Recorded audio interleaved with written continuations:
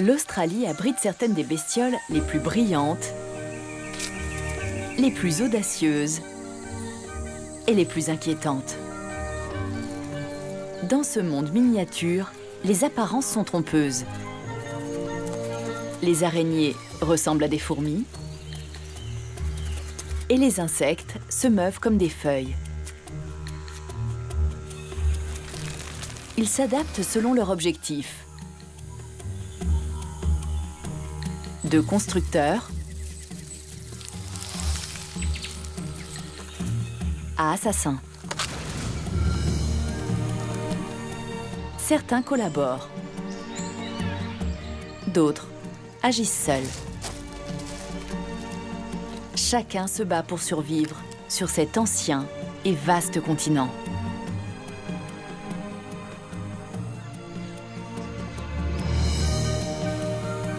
Continent qui abrite certains des animaux les plus étranges et les plus fascinants de la planète.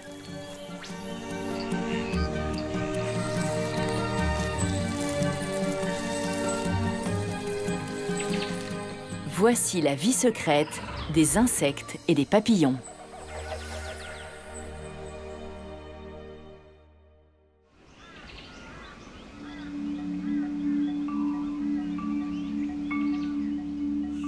Les tropiques humides de l'État du Queensland au nord-est de l'Australie. La forêt tropicale y domine.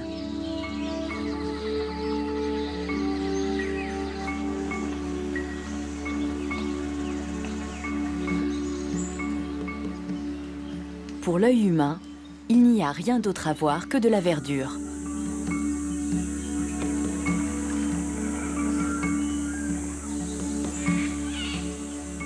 Mais de la canopée au sol de la forêt, chaque centimètre carré de cet écosystème fécond est rempli de créatures. Certaines sont grandes et visibles. Mais il y a là un autre monde dissimulé. Un monde plus petit, rempli d'une vie complexe, riche et impitoyable. Un monde d'insectes et d'araignées.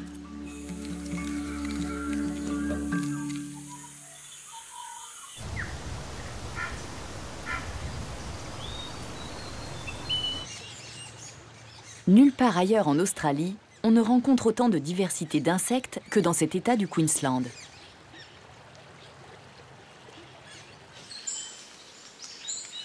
C'est un environnement brutal. Manger ou être mangé. Chacun développe une stratégie pour survivre.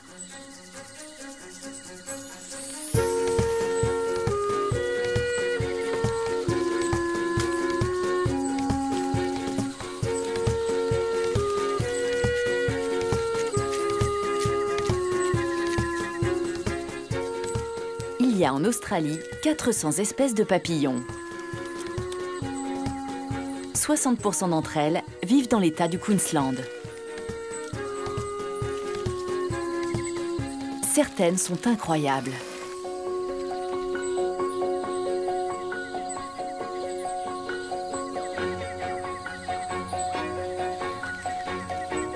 Le Setosia biblis.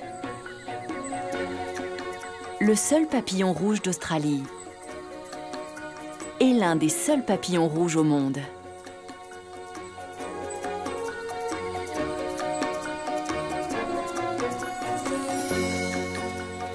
Les couleurs du Troïde priamus, une espèce endémique, sont encore plus spectaculaires. Avec ses 16 cm d'envergure, ce géant aux multiples nuances est le plus grand papillon d'Australie.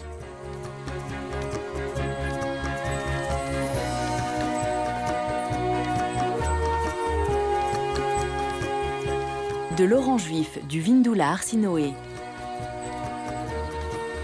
au motif du Hippolimnas bolina, chaque papillon amène sa touche de couleur. Ils donnent un éclat incroyable à la forêt. des couleurs éclatantes et des dessins extraordinaires.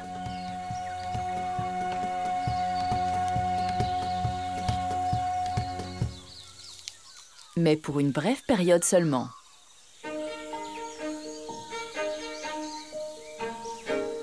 La plupart des papillons ne vivent pas plus de 4 à 6 semaines.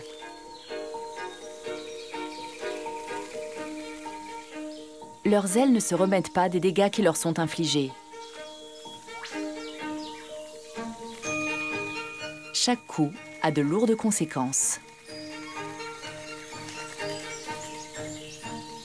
Plus l'insecte vole vite, plus il inflige de dégâts à ses ailes. Et plus sa vie est courte.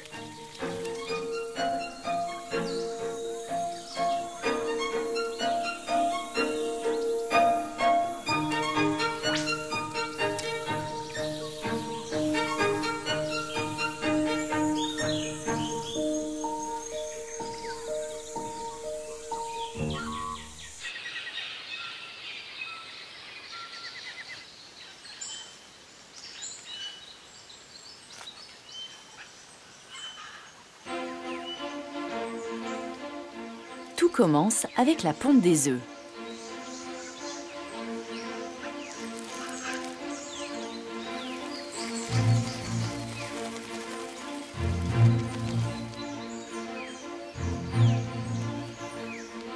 Ces minuscules œufs sont très bien camouflés.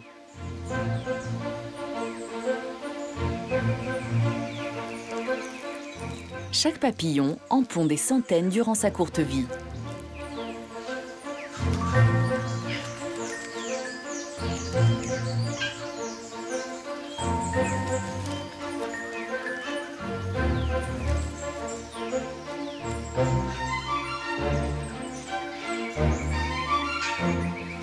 Ce Setosia biblis dépose ses œufs sur la tige d'une feuille. Il n'est pas le seul à fréquenter cette crèche. Comme dans un banc de poissons, dans une volée d'oiseaux, le Setosia biblis cherche la sécurité dans le nombre.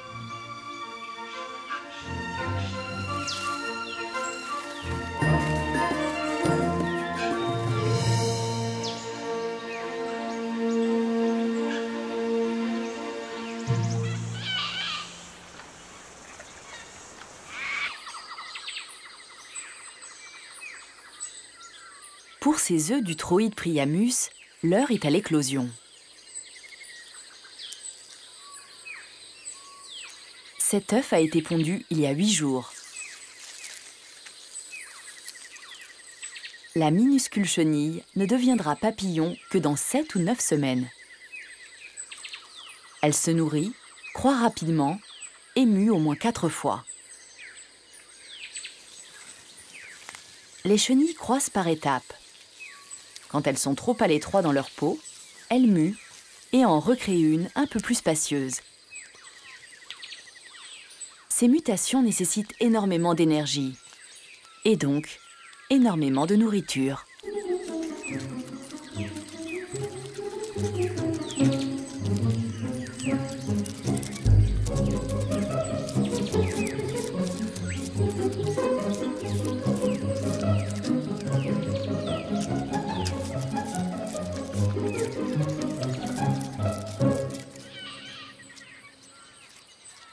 Cette chenille ne laisse rien se perdre, y compris son ancienne peau.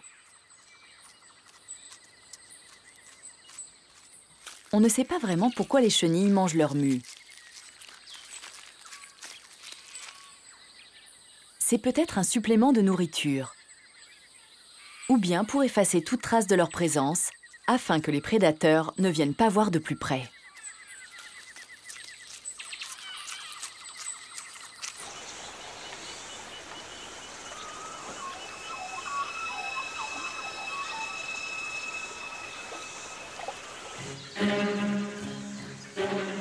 Dans la forêt, rien n'est sûr. Chaque individu est en danger et doit rester sans cesse sur ses gardes.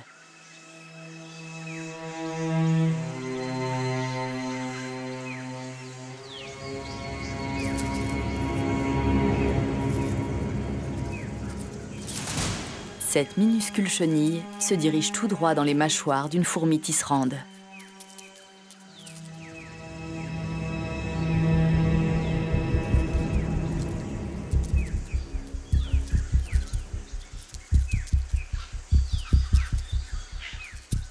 Une autre fourmi vient essayer de lui disputer sa proie.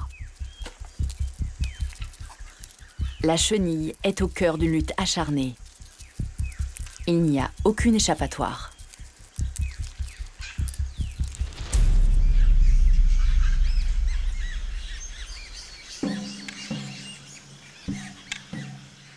Toutes les chenilles doivent se protéger du mieux possible. Elles se dérobent, se battent, empoisonnent pour tenter de survivre.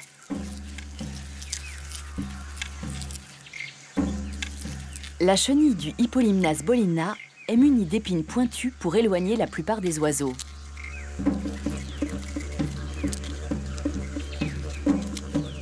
La chenille du Vindula arsinoe est une guerrière.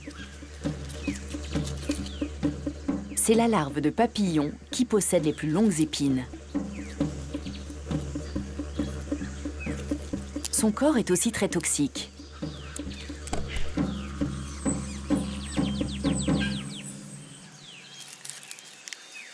Cette chenille passe sa courte vie à se nourrir de plantes vénéneuses. Les plantes n'empoisonnent pas la larve, mais rendent son corps toxique pour ses prédateurs. On parle d'aposématisme. Les couleurs vives ont pour objectif d'éloigner les attaques. C'est un signal pour les prédateurs que ces chenilles sont toxiques.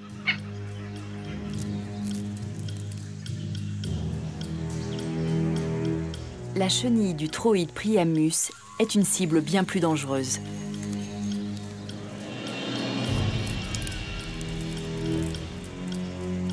Elle aussi mange des feuilles pleines de toxines.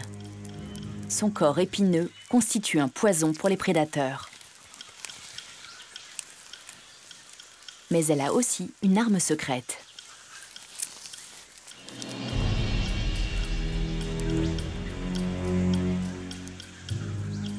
De cette nourriture toxique, elle fabrique un produit chimique infect.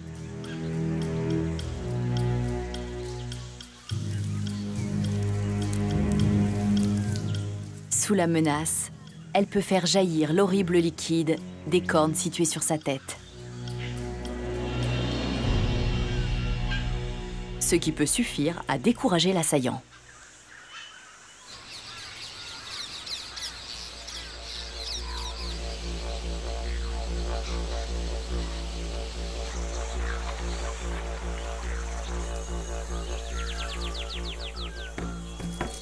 Deux semaines ont passé. Il est temps pour la chenille du Vindula arsinoe de passer à la prochaine étape de son développement, la formation de la chrysalide.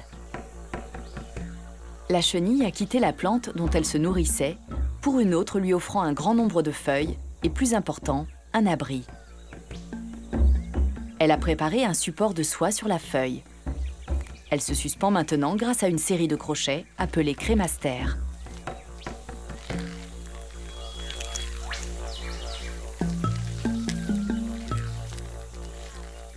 Sous sa peau, la chrysalide se forme.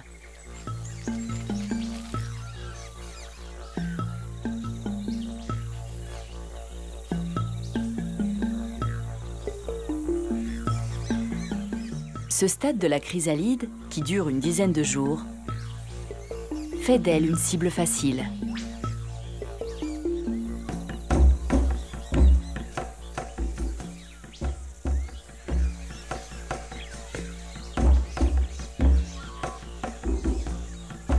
Mais sa forme de feuille lui permet de se camoufler.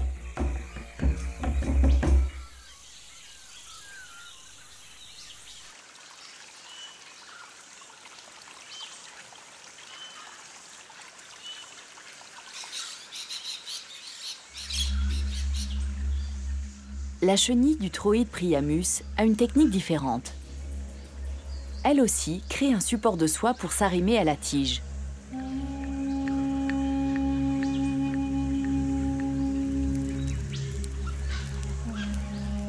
Mais elle tisse un fil autour de la tige comme une sorte de ceinture.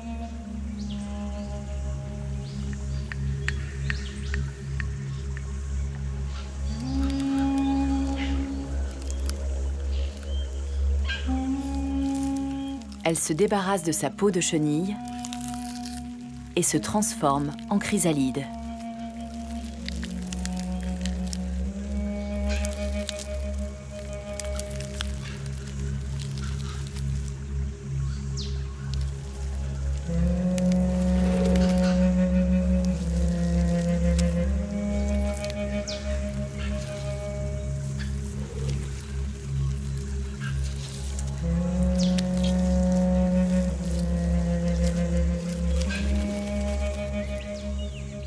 Pendant 3 à 4 semaines, ces cellules deviennent liquides pour se réorganiser et former une nouvelle structure. La métamorphose finale débute.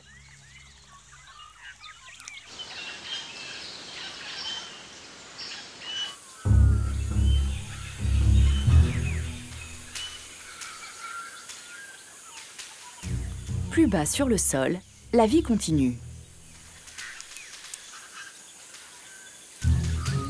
Les mille-pattes cherchent à manger.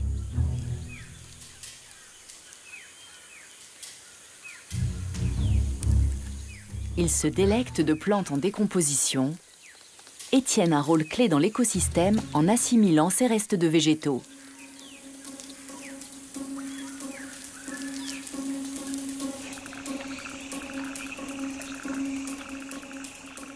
Au bord de l'eau, les grenouilles sont nombreuses.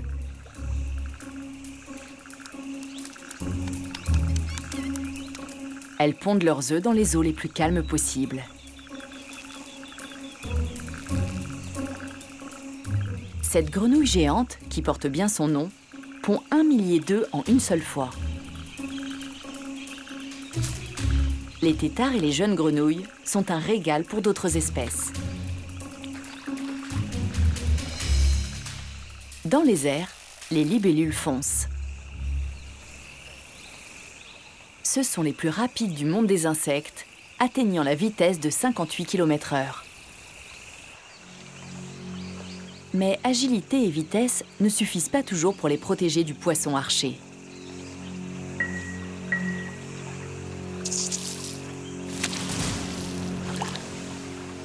Habitués des mangroves, ils s'aventurent plus en amont.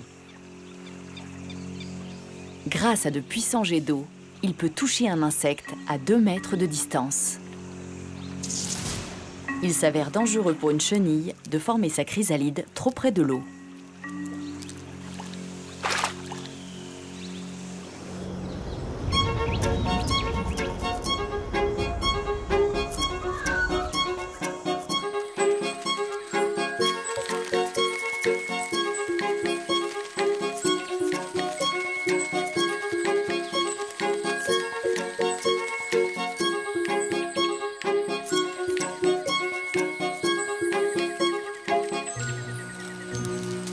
Quatre semaines après le début du processus, une femelle Troide priamus apparaît.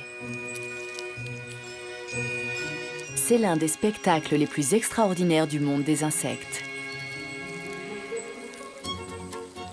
Les cellules qui n'ont pas servi à former le nouveau corps restent à l'état liquide, le méconium.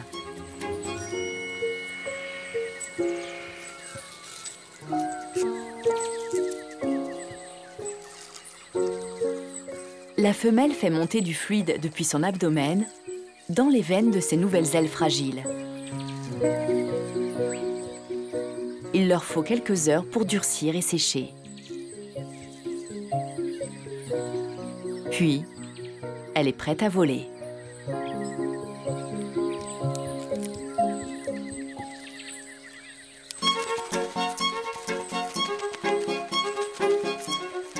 Ses pattes arrière, sorte de système de direction, lui permettent de virer subitement pour échapper aux prédateurs.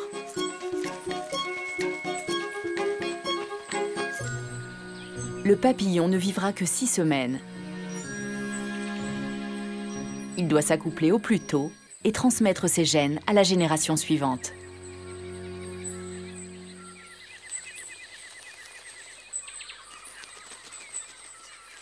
Les mâles, d'une superbe teinte émeraude, quadrillent le secteur à la recherche de femelles fraîchement apparues.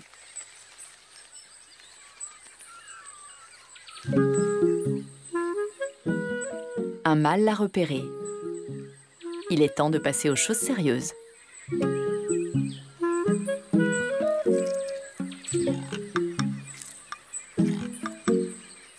Le mâle est plus petit qu'elle.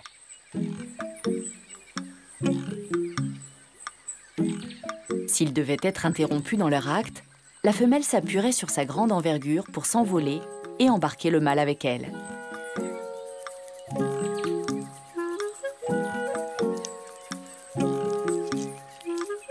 L'accouplement peut durer jusqu'à 14 heures.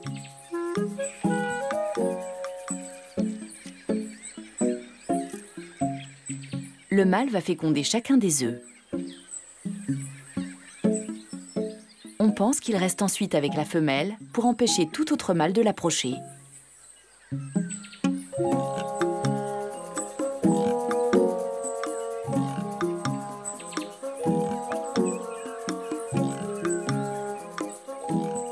Leur durée de vie est très courte. En s'accouplant, ils permettent à la vie de se perpétuer.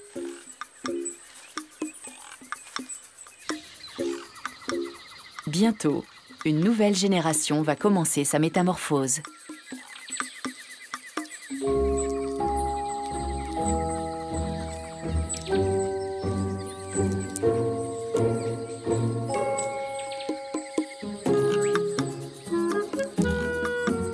Et comme leurs parents au stade de chenille, ils auront recours à des stratagèmes, au poison et au mimétisme pour tenter de se défendre.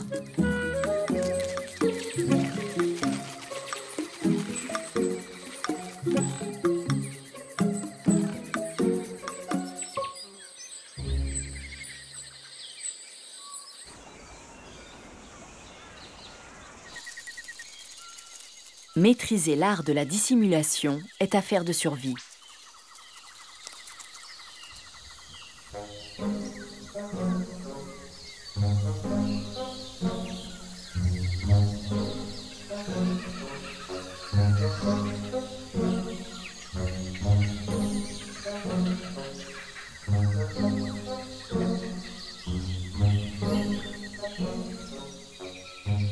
Ces insectes-feuilles sont présents en Australie et en Asie. Surnommés feuilles qui marchent, ces insectes ont la taille, la forme et la couleur du feuillage environnant.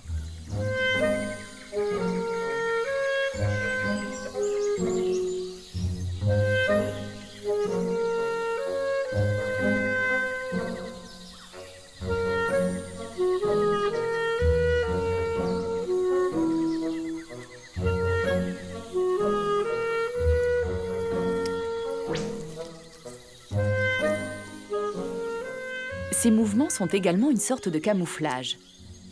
Ces tremblements reproduisent le balancement des feuilles.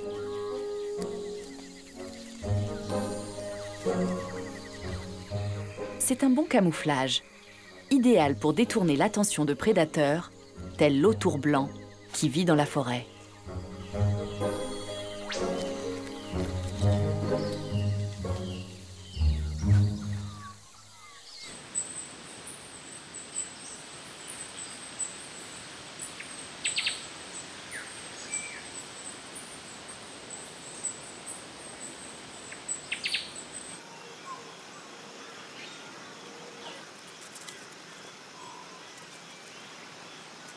Certains insectes usent d'un tout autre stratagème.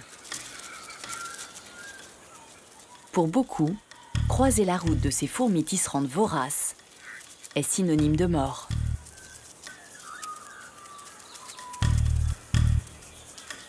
Agressives et territoriales, les fourmis tisserandes préféreraient mourir que de renoncer à leur territoire.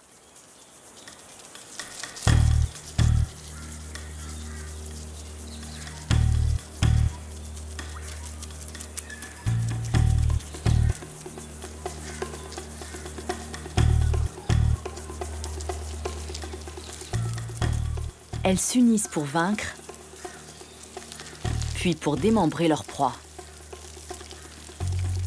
elles forment une sorte de filet géant, ne laissant rien échapper.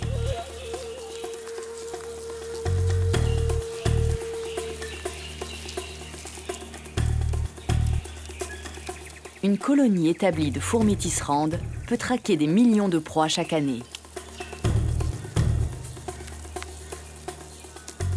Cette araignée n'a aucune chance.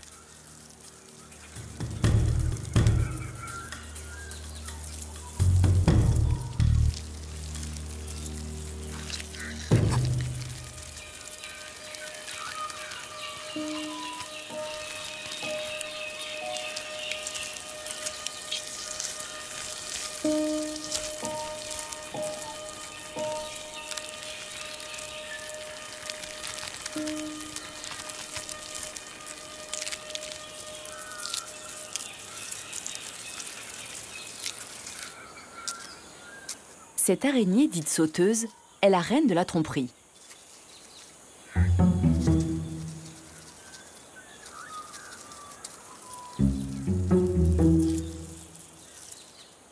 Elle fait croire aux fourmis qu'elle est l'une d'entre elles.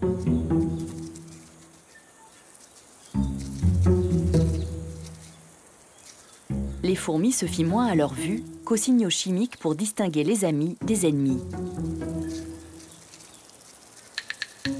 En adoptant leur signature chimique, l'araignée reste indétectable.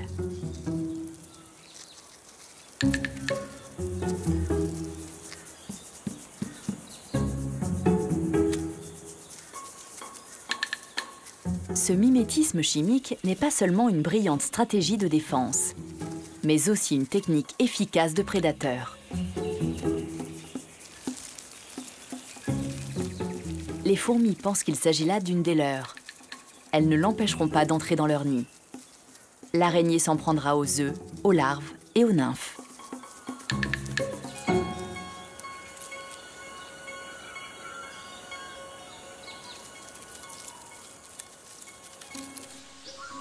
Réussir à franchir la défense d'un nid de fourmis tisserandes est un exploit. C'est l'une des plus incroyables forteresses de la forêt. Construite par une puissante et ingénieuse armée de fourmis.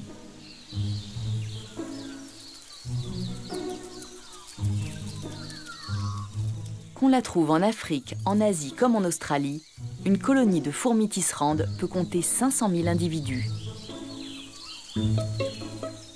Seule, une de ces fourmis est minuscule et vulnérable.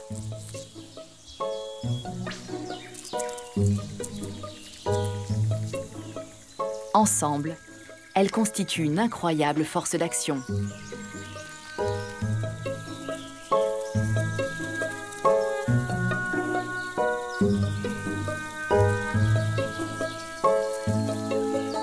C'est le principe de travail d'équipe.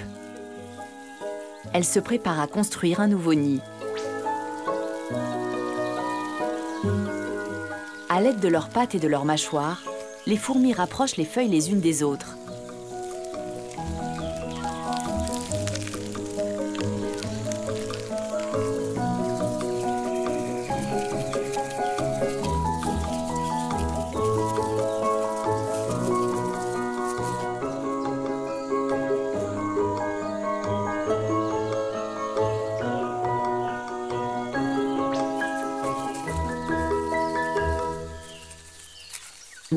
C'est de là que la fourmi tisserande tire son nom. Elle porte les larves en bordure de feuilles pour qu'elles y produisent un fin fil de soie.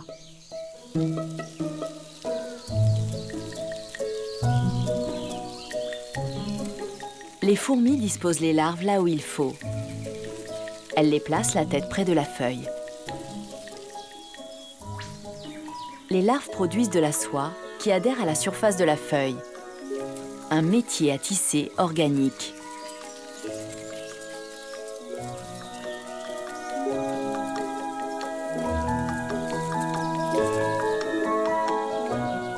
Il en résulte une nouvelle garnison parfaitement dissimulée et depuis laquelle les fourmis partiront en patrouille en quête de nourriture.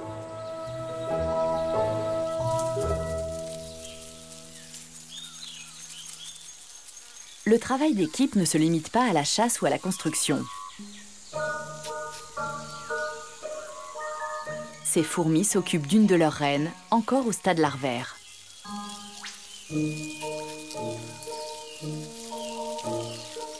Leur nid a subi des dommages et elles la mènent dans un endroit sûr le temps de réparer.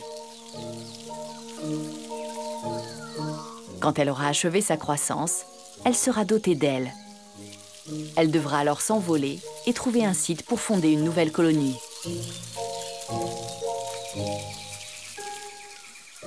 Elle fait 4 fois leur taille. Mais le travail d'équipe rend la tâche plus aisée.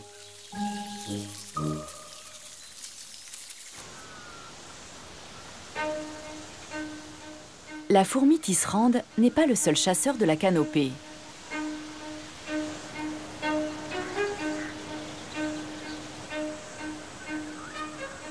Tissée entre les arbres, une immense toile d'araignée retient des restes d'insectes petits et grands.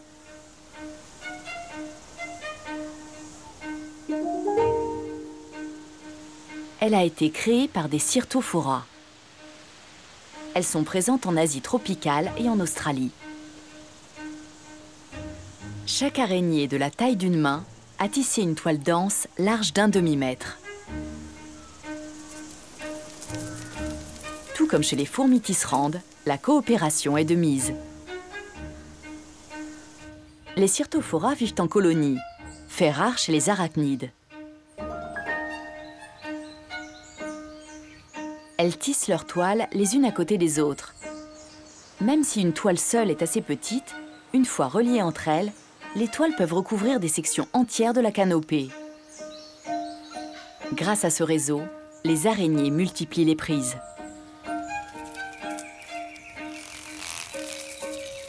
Après éclosion, les insectes s'envolent généralement vers les cimes.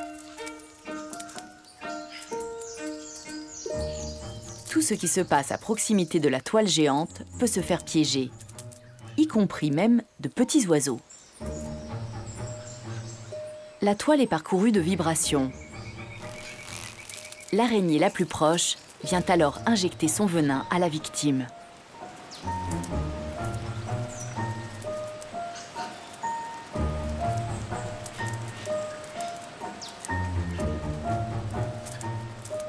Une fois la proie immobilisée, l'araignée peut l'emballer plus facilement dans sa soie.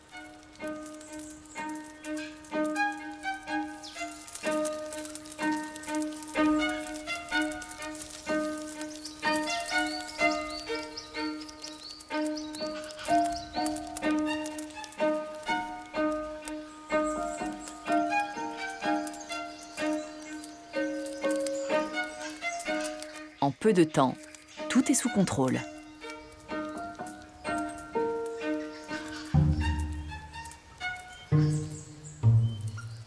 Tout ce qu'elle ne mangera pas sur le champ, l'araignée le conservera.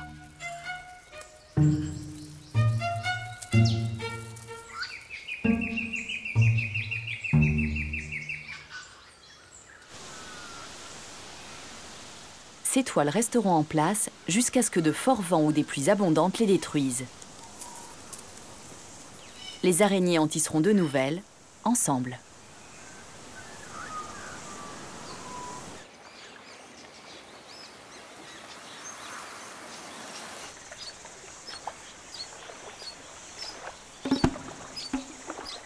Sur le sol de la forêt, ce criquet s'apprête à pénétrer dans l'antre de l'un des plus terrifiants prédateurs d'Australie.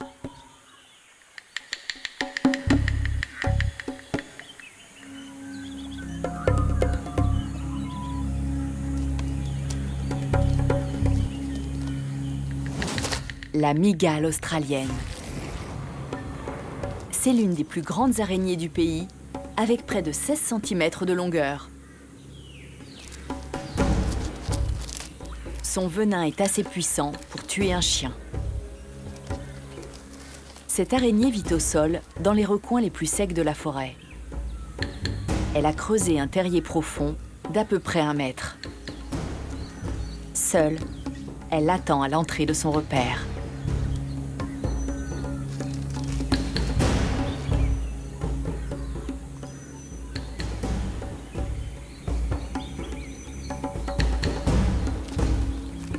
La mygale reste à l'affût pour chasser.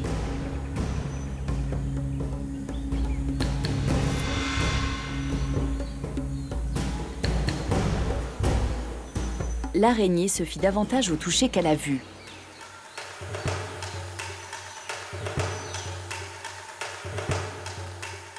Elle attend patiemment. Le criquet passe tout près du repère. Les vibrations induites par son déplacement trahissent sa présence.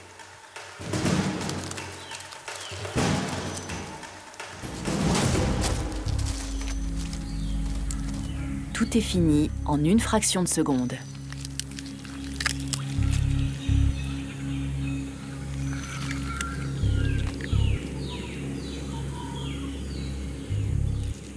Avec la mygale dans les parages, le sol de la forêt n'est pas un lieu sûr pour les autres insectes.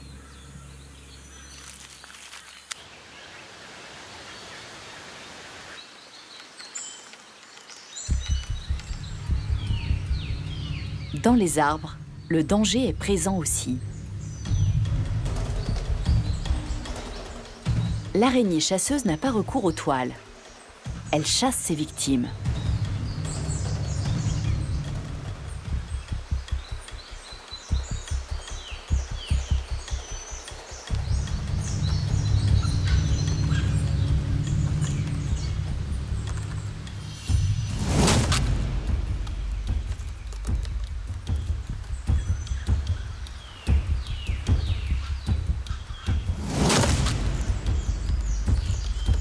Elle se fond dans le décor et est extrêmement rapide.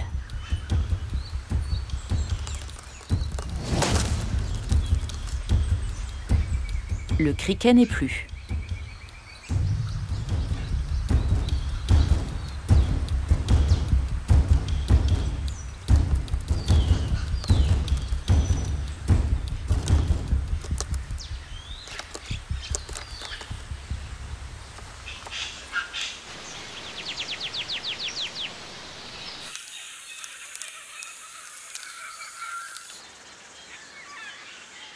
Aucun animal n'est à l'abri du danger dans la forêt.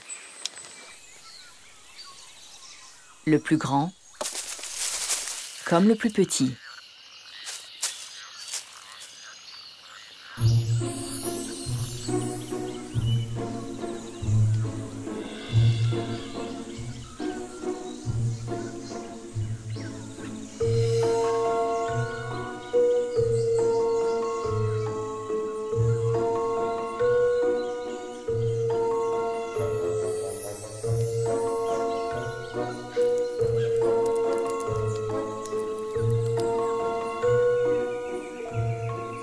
Cette araignée, dite croix de Saint-André, tisse sa toile.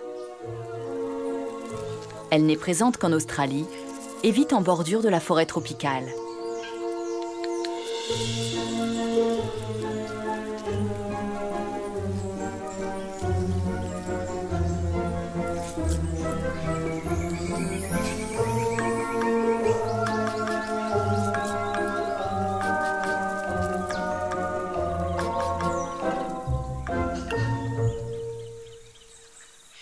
Dotée de longues pattes pour un petit corps, elle attend sa proie tête en bas sur sa toile. Ses pattes regroupées par paires dessinent une croix. Elle a une prise. Avant que la mouche ne puisse s'envoler, elle l'emballe pour l'immobiliser.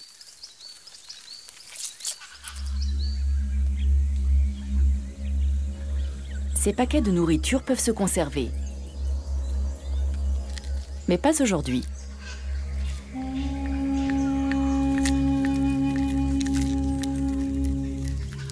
Elle recouvre la proie d'enzymes qui sont issues de son estomac.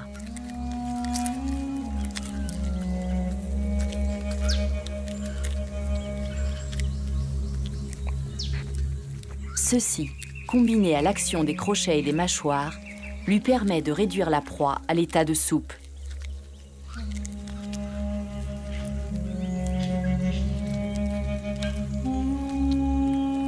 Une bouillie que l'araignée aspire.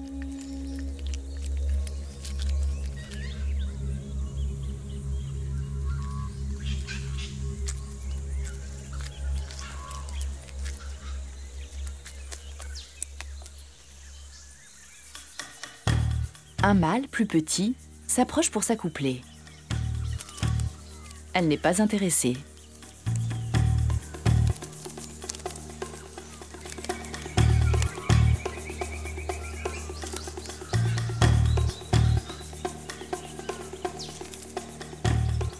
Un autre mâle tente sa chance. Celui-ci attire son attention, mais pas comme il l'espérait. La femelle pratique le cannibalisme sexuel. Seuls les mâles les plus forts sauront séduire, se reproduire et échapper à la femelle. Ce prétendant passe à la casserole. Une autre espèce a suivi avec attention ce drame. Dans la jungle, il y a toujours une créature pour faire d'un prédateur une proie. L'araignée Portia. Elle est plus petite que l'araignée dite croix de Saint-André, mais la taille ne fait pas tout.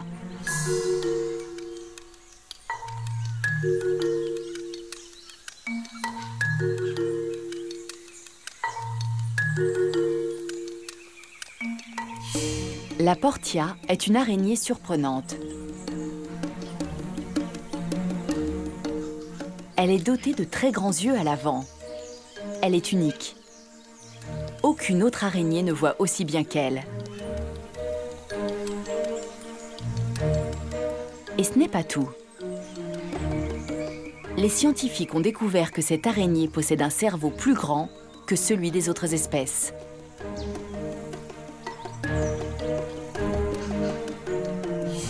Elle est capable d'adapter ses méthodes de prédation en apprenant de ses erreurs.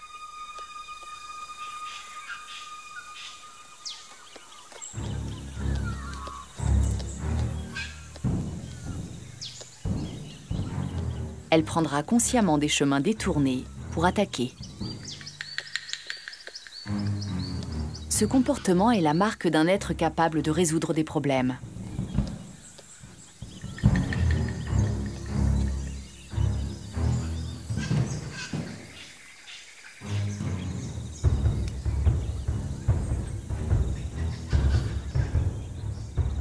La Portia s'est élaboré un plan. Elle commence à s'approcher.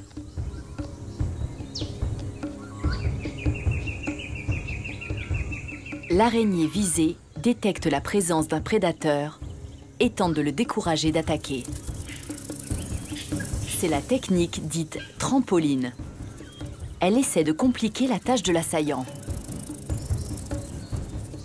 La Portia, en plus d'une vue extraordinaire et d'une grande intelligence, possède une arme efficace. Un saut fulgurant et d'une précision extrême.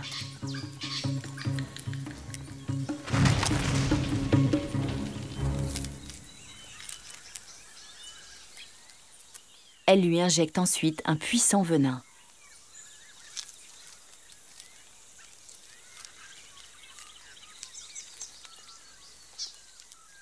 Bientôt, la proie sera complètement immobile, prête à être dévorée.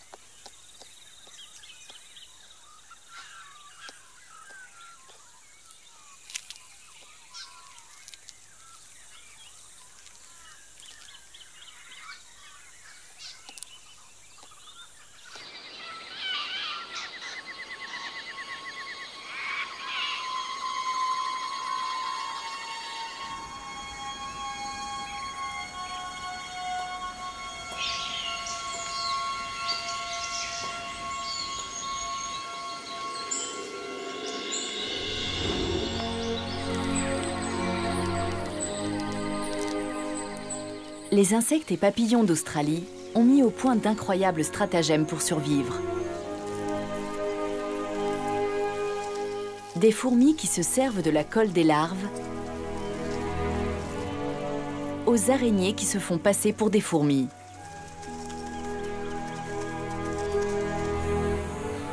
Les forêts australiennes sont peuplées d'une incroyable variété d'insectes. de frimeurs aériens, de maîtres du camouflage et de rois de l'élégance. Tous les moyens sont bons pour survivre.